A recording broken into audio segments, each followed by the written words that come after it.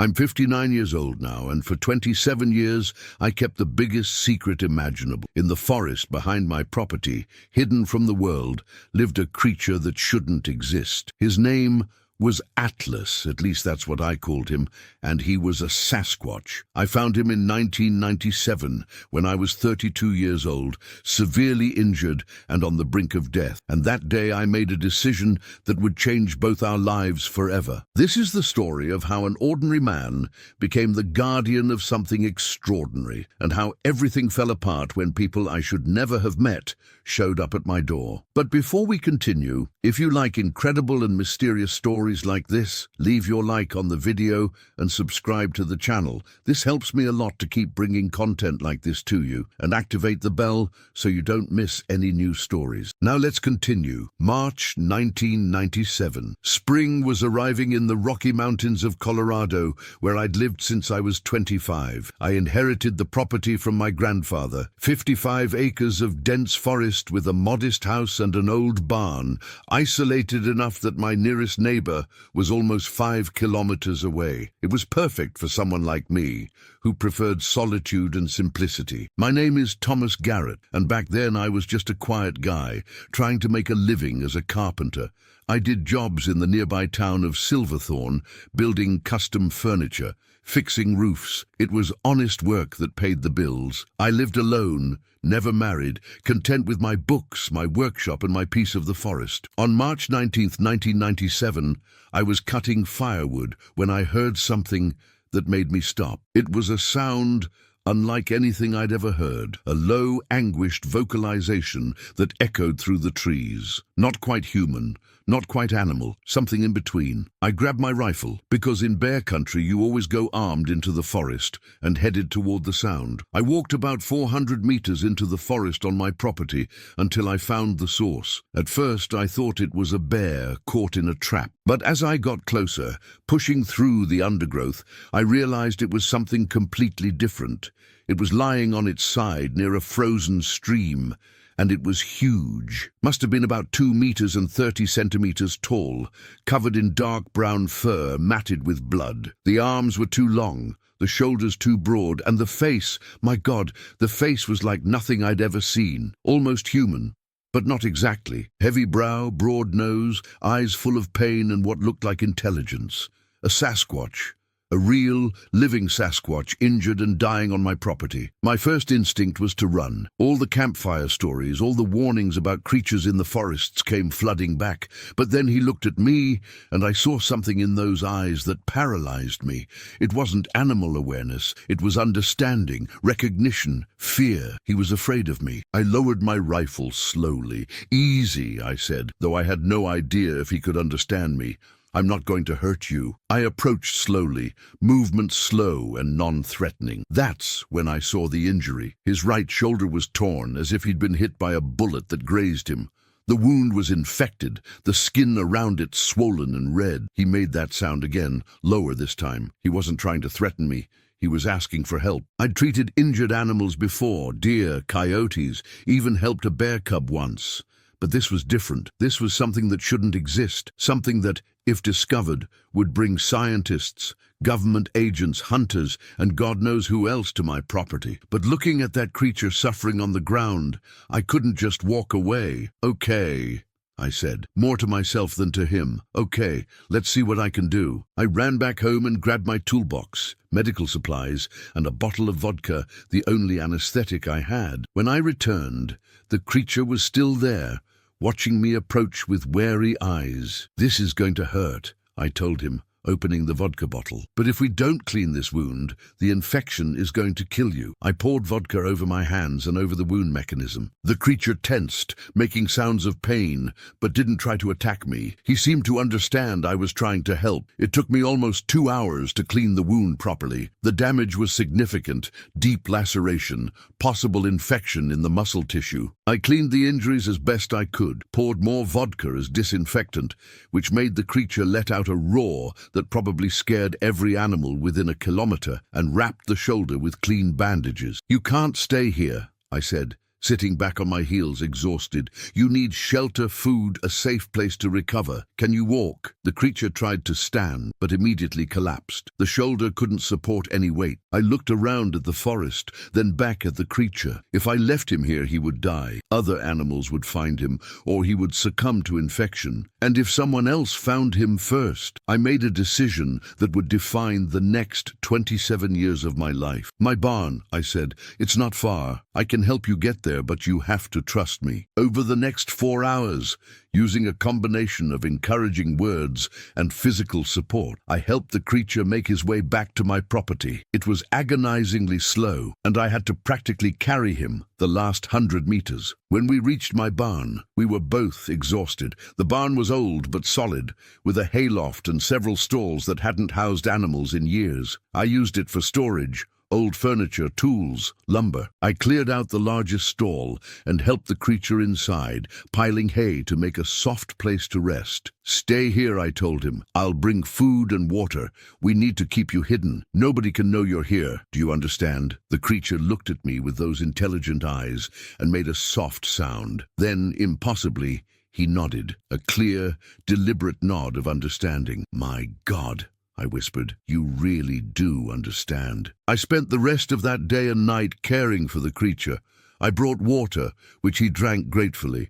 Food was more complicated. I offered bread, which he refused, and then meat from my freezer, which he accepted. I changed his bandages, applied more antiseptic, and watched for signs of fever or worsening infection. The creature, I couldn't keep thinking of him as a thing, watched me work with what seemed like curiosity. When I brought my camping lantern so I could see better in the dark barn, he reached out and touched the glass gently, fascinated by the light. "You've never seen modern stuff before, have you?" I said. "You've been living out there in the wild all your life, avoiding people, staying hidden." He made a sound that could have been agreement. Over the next few days, as I continued treating the injury, something remarkable happened. We began to communicate.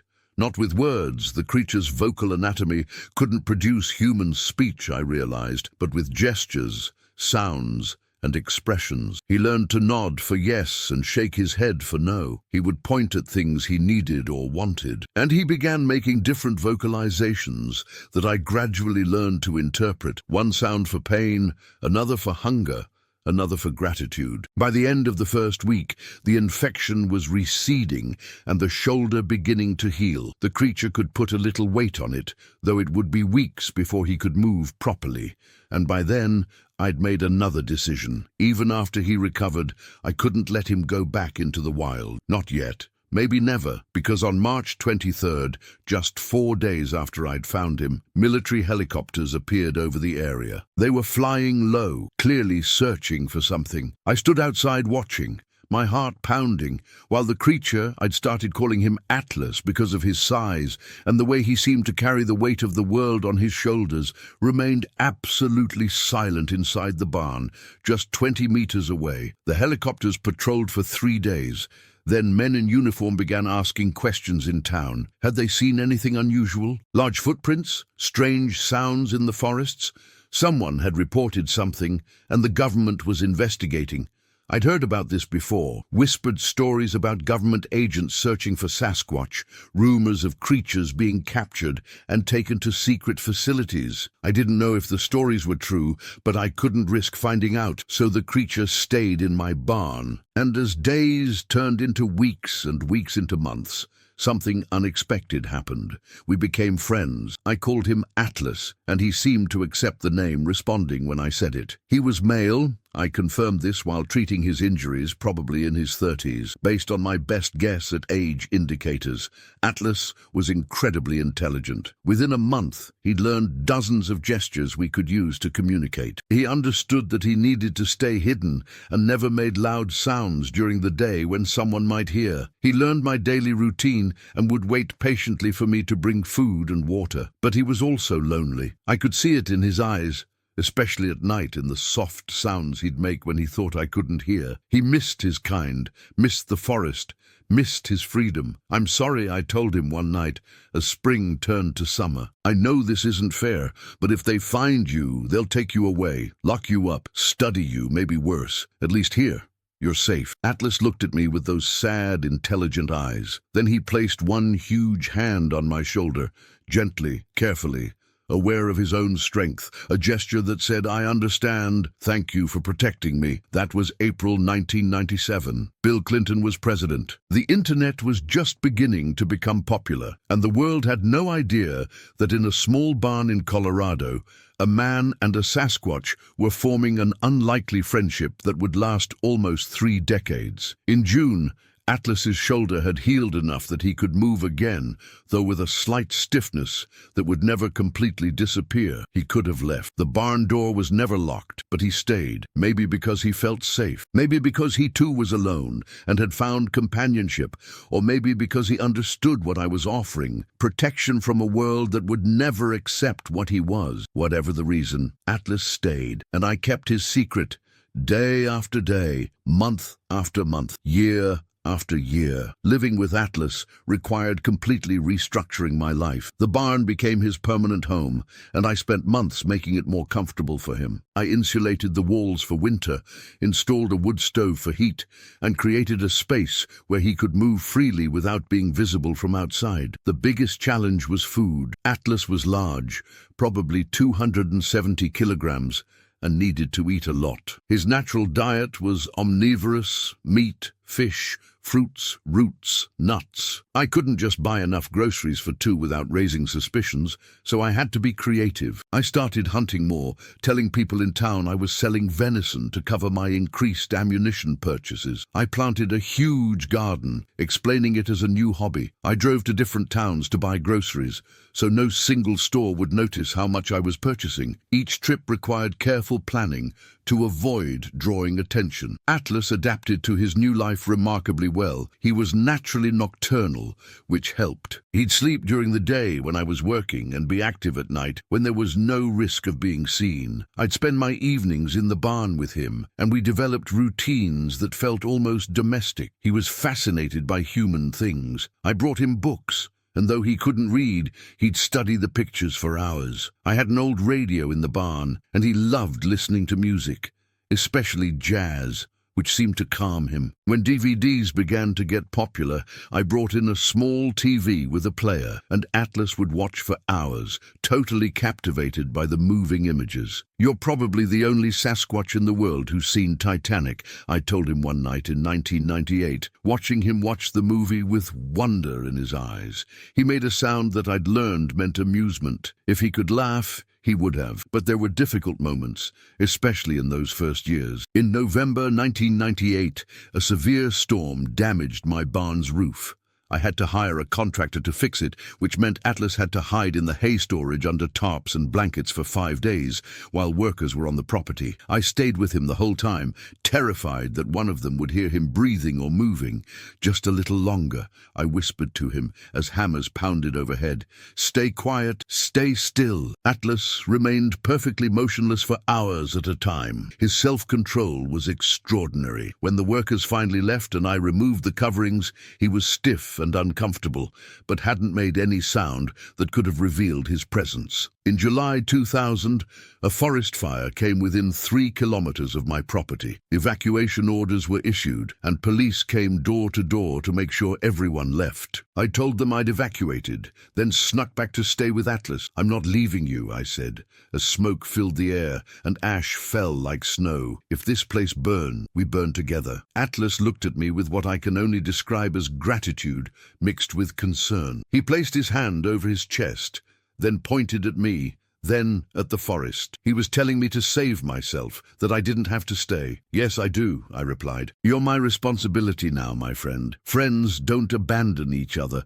The fire changed direction that night, sparing my property by less than 2 kilometers. When the evacuation order was lifted and I went home, I told everyone I'd been staying with friends in Denver. Nobody questioned it. The years passed, and Atlas and I fell into a rhythm. I learned more about him than probably any human had ever learned about his species. He was incredibly strong. Once I saw him lift a 135-kilogram beam with one hand. He was agile despite his size, capable of climbing to the top of the barn in seconds using the support beams. His senses were far superior to mine. He could hear my truck coming from over a kilometer away. He could smell when someone was approaching the property long before I could see them. His night vision was perfect. He could navigate the barn in complete darkness with no difficulty. But most impressive was that he was emotionally complex. He experienced joy, sadness, loneliness, fear, and affection. He had a sense of humor.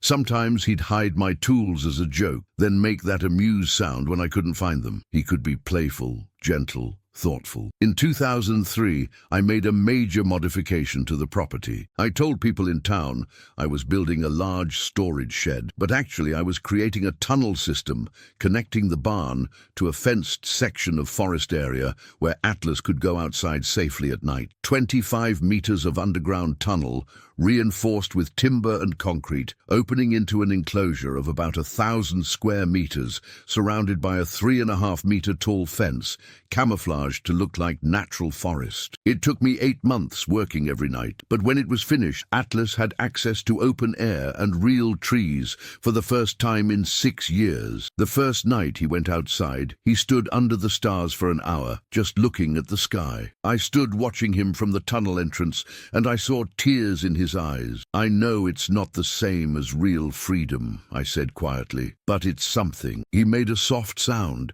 and placed his hand over his chest, over his heart. "Thank you." In 2005, we developed an even more sophisticated communication system. I made cards with simple pictures and words, teaching him to associate images with meanings. He learned to point at the cards, to communicate more complex ideas. He learned numbers, could understand time, showing him clock faces to explain when I'd return, and even grasped basic concepts like days of the week. "You're smarter than most people I know," I told him one night, as he correctly identified a sequence of cards. "If the world knew what you really are, what you're capable of." But that was exactly why the world couldn't know. The difficult moments continued throughout the years. In 2007, a hiker got lost and wandered onto my property. I found him near the barn, exhausted and dehydrated. I gave him water and directions back to the main trail, all while Atlas remained absolutely silent inside, just 6 meters from the stranger. In 2009, property values in the area began to rise, and developers started buying land. A real estate agent visited asking if I'd be interested in selling. She walked around the property, getting too close to the barn for my comfort. "That's a nice barn," she said. "Good bones. A buyer could convert it into a guest house or studio." "Not for sale," I said firmly. "This property stays in the family. Everything's for sale at the right price, Mr. Garrett. Not this. Never." She left disappointed, but came back twice more in the following months with increasingly generous offers. Each time, I refused. Atlas was more important than any amount of money. As the 2010s advanced, I began to worry about the future. I was in my 40s, healthy and strong, but I wouldn't be forever. What would happen to Atlas when I got old, when I died? He'd been living in that barn for over a decade. He'd lost his wilderness survival skills. He depended completely on me. I started saving money, making plans. I bought neighboring properties as they came up for sale. Another 50 acres in 2010, 70 more in 2012. By 2014, I owned 175 acres of forest, creating a larger buffer zone between Atlas and the outside world. I also documented everything in journals: how to care for Atlas, his dietary needs, his health issues. He'd developed arthritis in the shoulder that had been injured, his preferences, his routines. If something happened to me, whoever found these journals would at least know how to take care of him. Atlas seemed to sense my concerns. One night in 2015, 18 years after I'd found him, he did something remarkable. Using the picture cards, he created a sequence. A picture of me, a picture of him, a picture of a house, and a picture of a heart. "You and me, home.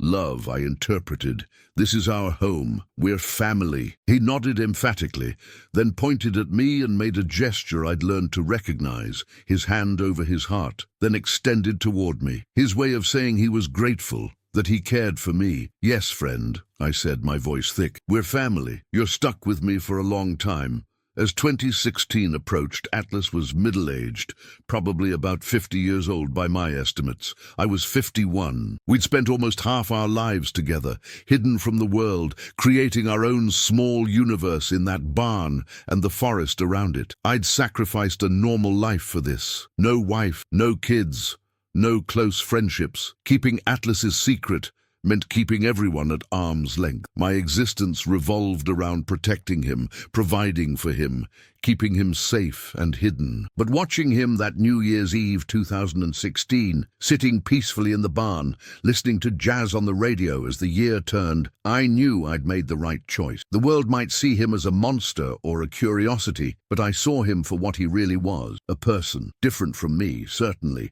but a thinking, feeling person who deserved dignity, safety, and kindness. And I would continue protecting him, no matter what it cost me, as long as I live. But the challenges of the 2010s didn't end. In fact, they were just beginning. In 2011, technology had advanced in ways that made me increasingly paranoid. Recreational drones were becoming popular, and several times I saw some flying over the area. Every time I heard the characteristic buzz of a drone, my heart would race. What if someone was filming my property? What if they captured images of Atlas during his nocturnal walks through the fenced area? I invested in countermeasure technology. I bought drone detectors and installed camouflage nets over parts of Atlas's fenced area. I planted more trees strategically to block aerial sightline. I even researched signal blocking technology, though I never implemented it for fear of attracting attention from authorities. The world is getting smaller, I told Atlas one night in 2013.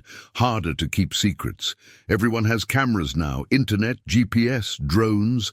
We have to be more careful than ever. Atlas, now about 47 years old by my estimate, nodded slowly. He understood. His fur had started to grey around his face and shoulders, and his movements were stiffer than they'd been 16 years ago. The arthritis in his shoulder bothered him more, especially in the cold. I was 48 then, and I'd also started feeling my age. Years of carpentry work had taken their toll on my back and knees. I worried about what would happen when I could no longer physically care for Atlas, when climbing ladders to repair the barn became too risky, when carrying heavy loads of food became impossible. It was that year that I began seriously considering bringing someone into the secret. But who? Who could I trust with the most important responsibility of my life? The answer came unexpectedly. In August 2013, my distant nephew, Jake Garrett, showed up at my door. He was 28 years old and traveling the country after finishing his master's in conservation biology. He needed a place to stay for a few weeks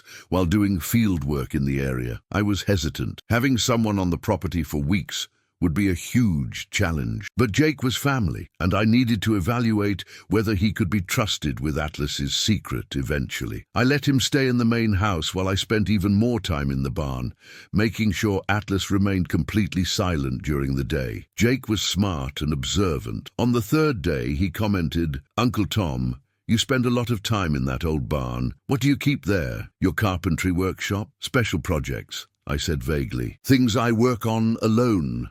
"Can I see?" he asked with genuine curiosity. "It's a mess right now," I said. "Maybe later." But Jake was persistent. He started asking questions about why I'd bought so much land, why I lived so isolated, why I never married or formed a family. And I realized he wasn't being nosy. He was genuinely concerned about me. He thought I was lonely, that I was living an empty life. On his last night before leaving, Jake and I were sitting on the porch, drinking beer and watching the sunset. "Uncle Tom," he said carefully, "do you ever feel lonely out here? Never wanted more from life?" "I have more than you imagine," I said. "I have purpose. I have responsibility. I have something I care about deeply." "Your carpentry?" "No, something much more important." I was silent for a long moment, then made a decision. "Jake, if I showed you something extraordinary, could you keep it secret? Not from your parents, not from your friends, not from your biology colleagues, from everyone." He studied me with serious eyes. "Is this legal, Uncle Tom?" "It's morally necessary. Legally, it's a gray area, but if the government found out, they'd take from me someone I've been protecting for 16 years. Jake was silent, processing this. Then he nodded. Show me. I took him to the barn. Atlas was in the fenced area, accessible through the tunnel. I'd told Atlas that morning that someone I trusted was coming, someone who needed to know, and he needed to be calm and not afraid. When Jake saw Atlas walking under the trees in the moonlit enclosure, he literally stumbled backward. Holy God, his name is Atlas, I said calmly, and he's been living here since 1997. 16 years, Jake. I found him dying in a trap, and I've been protecting him ever since. Jake couldn't form words. He just stared, mouth open, as Atlas watched us with cautious eyes. Atlas is intelligent, Jake. As smart as you or me, maybe smarter in some ways. He understands English, communicates through gestures and pictures. He's gentle, kind, and he's my best friend. He's also terrified right now because there's a stranger here, so I need you to calm down. It took Jake 2 hours to process what he was seeing. He asked hundreds of questions, which I answered patiently. Finally, he looked at me with something like reverence. Uncle Tom, do you understand what this means? This is the most important zoological discovery in history. Scientists would pay millions. Scientists would lock him up, I interrupted, study him like a lab animal, make him famous, take away every bit of dignity and freedom he has. I know what scientists would do, Jake. That's why no one can ever know. But there's no but. Atlas is a person, not a specimen. He has rights, even if the law doesn't recognize them. He has feelings, preferences, fears. He deserves to live in peace, not in a zoo or research facility. Jake spent the next 3 days getting to know Atlas. By the end, he understood why I'd kept the secret. He promised to help, to be there if something happened to me, to take over Atlas's care if necessary. Thank you, I told him as he was leaving. You've just made yourself responsible for the biggest secret in the world. I won't let you down, Uncle Tom. Or Atlas. Having Jake know was both a relief and a new anxiety. But as the years passed, and he kept his word, never telling anyone, visiting regularly to help with heavier work, I knew I'd made the right choice. In 2014, I turned 49 and Atlas was about 48. We were both slowing down, but our routines remained stable. Atlas had his outdoor time every night, his meals, his music and television. I'd upgraded to a better DVD system, and Atlas had developed favorite movies. He particularly loved nature documentaries. I think he missed the wild world he'd once known. But that year brought an unexpected crisis. In October 2014, during a routine visit, Jake noticed Atlas was moving strangely. Uncle Tom, something's wrong. Look at how he's breathing. Atlas was wheezing, struggling to catch his breath. His color was off and he seemed disoriented. I'd seen him sick before, colds, minor infections, but this was different. I think it's his heart, I said, panic rising. Or pneumonia, maybe. Jake, what do? I can't take him to a vet. I can't take him to a doctor. Do you have a stethoscope? First aid training? Basic stuff, but nothing for something serious. Jake made a decision. I know someone, a veterinarian friend who works with large animals. She's discreet, doesn't ask questions. Let me call her. Jake, no. Uncle Tom, if we don't do something, Atlas could die. Trust me on this. Dr. Rachel Morrison arrived the next morning, believing she was coming to treat a large exotic animal that a biologist friend's uncle kept illegally. Jake had been deliberately vague. When she saw Atlas, she went silent for a full minute. That's not possible, she finally whispered.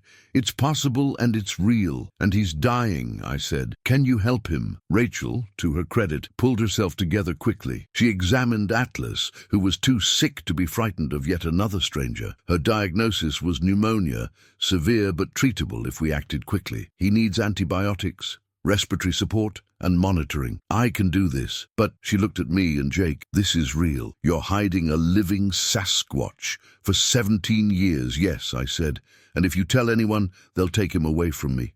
Please. Rachel thought for a long moment, then nodded. I'll help. But you two owe me every detail about how this happened.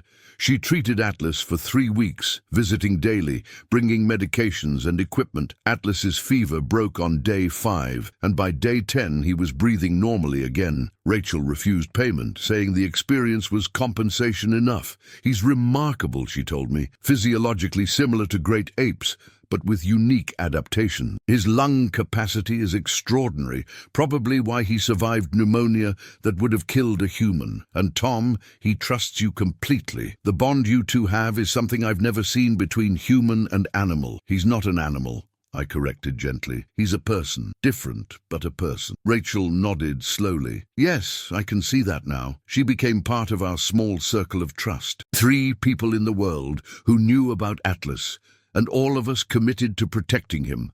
The following years brought more changes. I turned 50 in 2015 and had a minor heart attack that scared me badly. Atlas was in his 50s now, moving more slowly, sleeping more, eating less. We were both aging, and I was increasingly aware that our time together was finite. Jake visited more frequently. In 2016, when he got married, he brought his wife Sarah into the secret. Sarah, a geologist, was overwhelmed but adapted quickly. She helped Rachel monitor Atlas's health, documenting everything scientifically. Uncle Tom, you've kept detailed records for almost 20 years, Sarah said, reading through my journals. This is invaluable data about an unknown species. Even if Atlas is the last of his kind, this information could— No publication, I said firmly. Not while he's alive, not while it could lead people here. After we're both gone, you can decide what to do with it, but not before. I understand, she said. But Tom, what if he's not the last?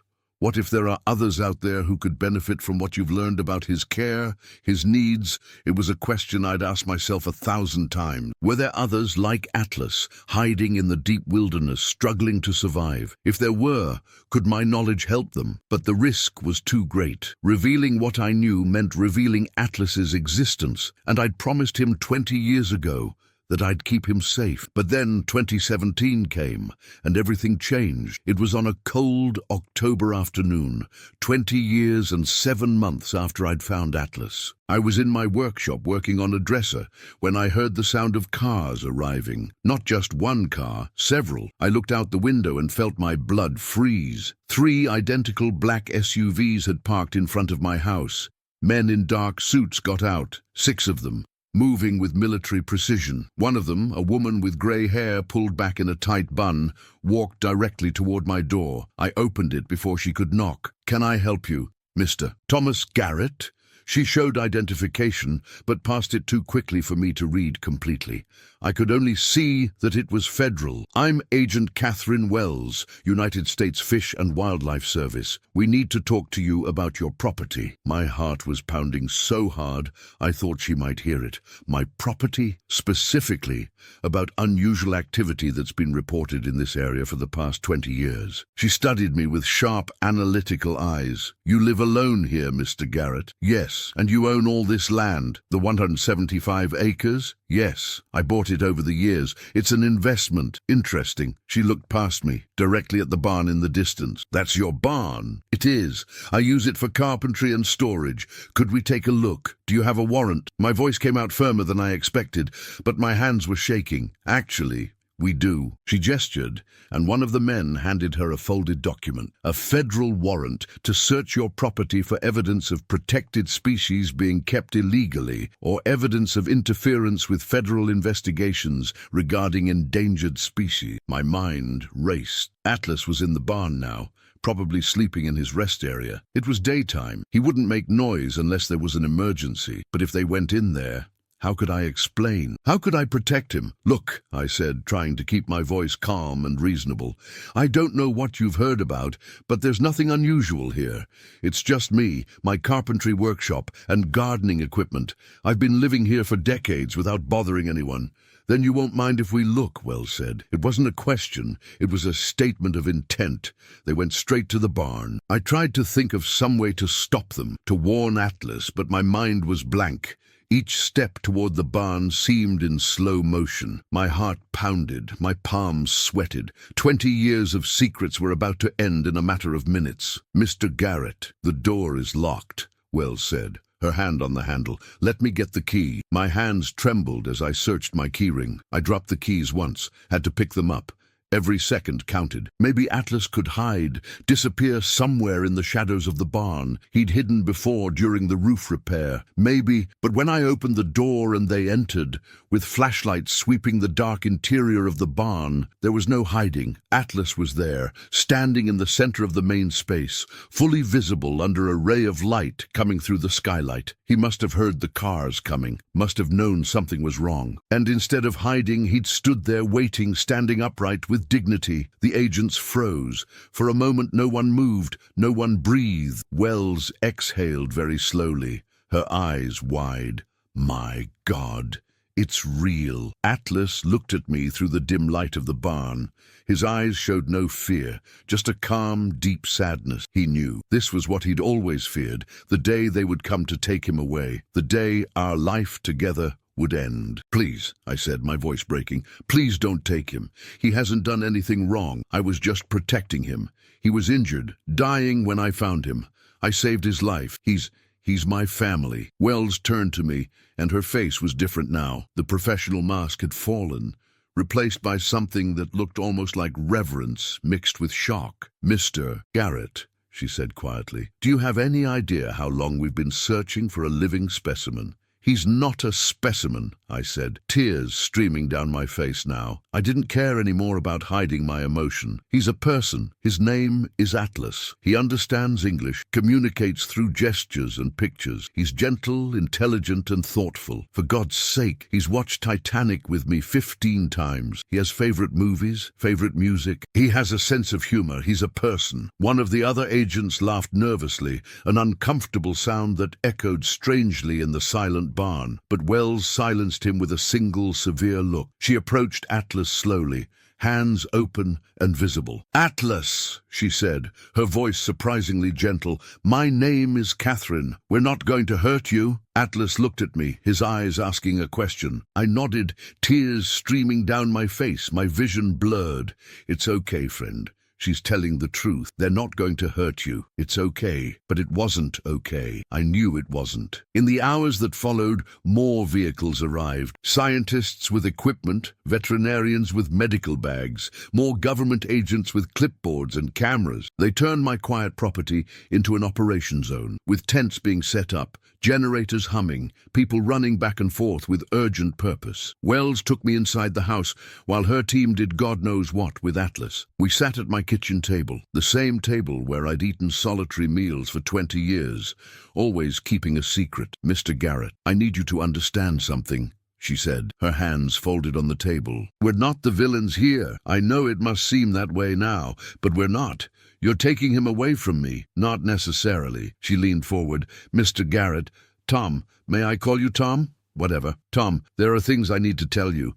Things that are classified, but that you have the right to know now. We've had confirmed knowledge of Sasquatch populations since the 1960s. We've been monitoring them, protecting their habitats covertly, maintaining tight information control. We're not here to expose Atlas or take him to some laboratory. We're here because there's something you need to know. What? My voice was hoarse, raw with emotion. There are others, a small but viable population living in the mountains north of here in the San Juan region. We've been protecting them for decades, keeping hunters and developers away through various bureaucratic camouflages. But they're dying, Tom. Climate change, habitat loss, diseases they have no immunity to. The population we're monitoring has dropped from 89 individuals in 1995 to just 30 now. The species is on the brink of extinction. My heart sank. Just 30? In the whole world that we know of? Yes, there may be other isolated groups we haven't found,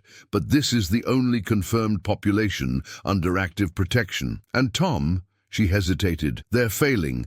Despite our best efforts, we don't fully understand their dietary needs, their behavioral patterns, their social needs. We've been doing our best, but it's not enough. And Atlas? Atlas may be the key. She looked at me intently. Your documentation, Tom. Jake told us about your journals. 20 years of detailed observations about care, diet, behavior, communication, health. This could help us save the others. And Atlas, if he agrees, could be reintroduced to a protected wild population. He could be with his own kind again. Jake told you? The betrayal hurt like a physical stab. Don't blame him. We approached him 6 months ago. We'd been tracking unusual purchases of veterinary medical supplies in the area, linked to Dr. Morrison. Jake was trying to convince us there was nothing here, but eventually we realized he was protecting something or someone. So you've known for months? We suspected. We confirmed today. Wells took a deep breath. Tom, I understand this feels like a betrayal. But think about it. Atlas has been alone for 20 years, separated from his own kind. You saved him, gave him a safe, comfortable life. That's extraordinary. But doesn't he deserve the chance to be among his own? Don't you think? I couldn't answer. My throat was too tight because she was right. She'd always been right. Atlas had been alone for 2 decades. Hidden in a barn, separated from the forest where he belonged, from any others of his species. I'd told myself I was protecting him, and I was, but I was also keeping him isolated, alone, trapped. The negotiations and discussions took days. Wells and her team were surprisingly direct and honest with me, in ways I didn't expect from government officials. They had a research and conservation facility in the San Juan Mountains, secretly funded by various federal agencies, operating under the cover of a reforestation project. The entire operation was dedicated to Sasquatch conservation, to preserving the species. The population they were protecting had only about 30 individuals remaining. Most were elderly. There were only 3 young ones, all under 15 years old. Without new genetics, without new breeding individuals, the population would collapse within a generation. They needed knowledge, resources, and potentially Atlas. But the decision, Wells insisted repeatedly, had to be Atlas's, not mine. Not theirs, Atlas's. We spent an entire week in the barn, Wells, me, Jake, whom I'd forgiven because I understood he was trying to save an entire species, Rachel, Sarah, and a senior biologist named Dr. Marcus Chen. Together, we communicated with Atlas through his picture cards, gestures, and the 20 years of language we'd developed. We explained about the others, about the chance for him to be with his own kind, about the protected forest where he could live freely, no longer hiding in a barn, about the possibility of him no longer being alone. Atlas listened to everything. He asked questions through his cards and gestures. Will it be safe? Will there be humans? Will I be able to see Thomas? Wells patiently answered each question. The reserve is protected, monitored 24 hours a day. Humans only enter with permission. And yes, Thomas would be part of the caretaking team. He could visit whenever he wanted. You would never be permanently separated from him. Atlas looked at me for a long time. Then he pointed to a card showing a house, then to a card showing my face, which I'd made years ago to help him understand concepts. Then he pointed to a card showing trees and several Sasquatches together, a drawing I'd made when trying to explain that there might be others of his species. He was asking, "Will you still be my home, even if I go?" "Always," I said,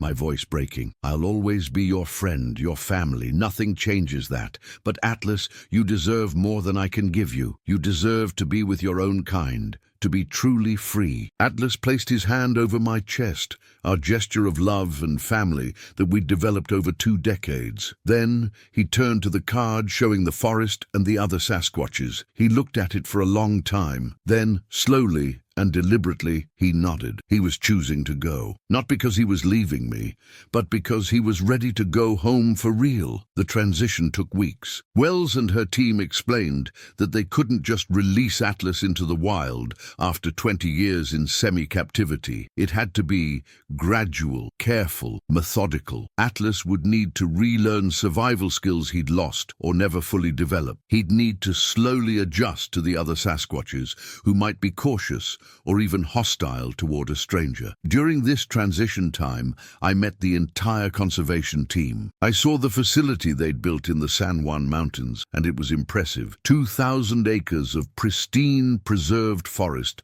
surrounded not by physical fences, but by cutting-edge technology, motion sensors, thermal cameras, and a dedicated security team to keep unauthorized humans out and the Sasquatches safely protected inside. And for the first time in my life, I saw others of Atlas's species. 2 adult females and a young male, watching from a distance with curious eyes, as Atlas was slowly introduced to the reserve's perimeter. They were magnificent, majestic, and seeing Atlas look at them with something like wonder and hope broke and healed my heart at the same time. Atlas was fascinated. Was the first time he saw the others. Even from far away, he made a sound I'd never heard from him in 20 years, a low, resonant, and deeply primitive call. And one of the females, responded with a similar sound. It was the most beautiful and most painful moment of my life. In December 2017, exactly 20 years and 9 months after I'd found him dying in the forest, Atlas permanently moved to the reserve. I was there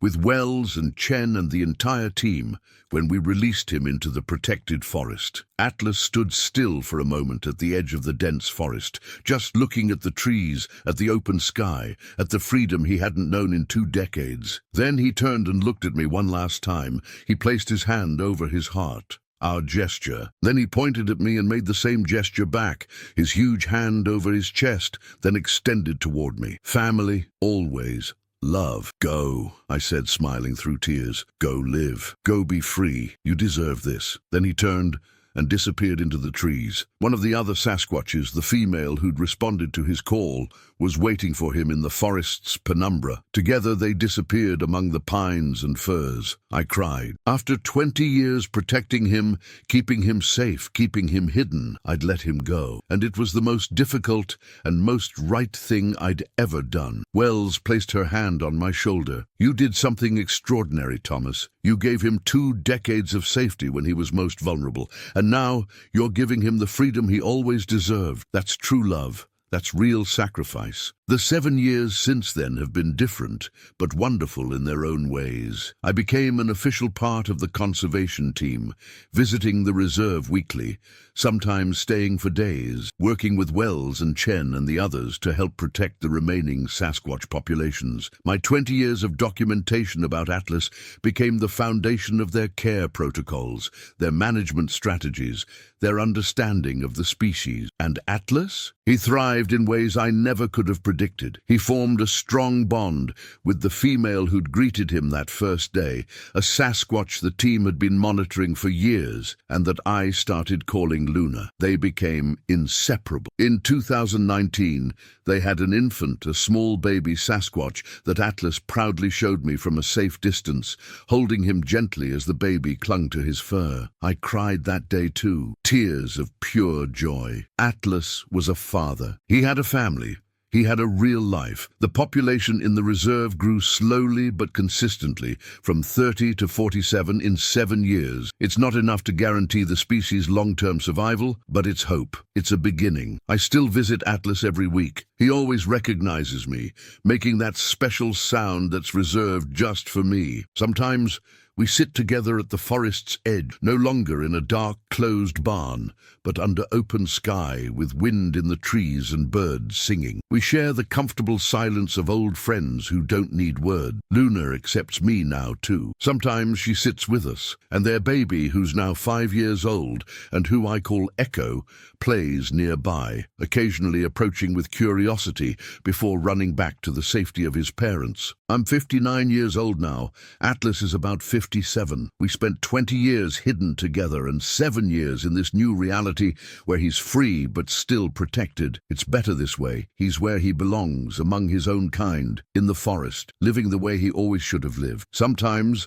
I wonder if I made the right choice, keeping him hidden for so long. Could I have contacted the authorities earlier? Could I have found Wells and her team years ago? Could Atlas have had more time free? But then I remember him injured and dying in 1997, alone and scared and with no one. I remember him learning to trust, to communicate, to love. I remember him watching movies with wonder, listening to jazz with his eyes closed in contentment, gently touching pictures in books with huge, gentle fingers. Those 20 years weren't prison.